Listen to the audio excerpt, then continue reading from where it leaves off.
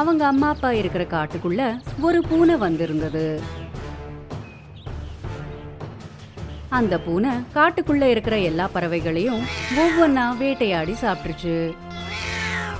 இப்போ அந்த கருப்பு அன்ன பறவையோட அம்மா மட்டும்தான் இருந்தாங்க. அப்புறம் காட்டுக்குள்ள இருக்கிற மிச்ச பறவைகள் மூலியமா கருப்பு அன்ன பறவைக்கு இத பத்தி தெரிஞ்சது.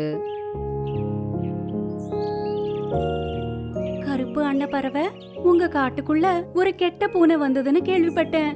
அப்புறம் அது எல்லா பறவைகளையும் வேட்டையாடிடுச்சான். கொஞ்சம் பறவைகள் மட்டும்தான் மிஞ்சிருக்கான். நீ உண்மையதான் சொல்றியா?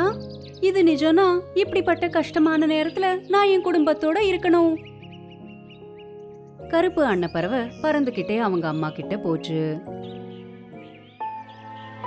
அம்மா, நீங்க கவலைப்படாதீங்க, நான் உயிரோட தான் இருக்கேன். நான் உங்களுக்கு எதுவுமே நடக்க விட மாட்டேன். நான் உங்களை பாத்துப்பேம்மா.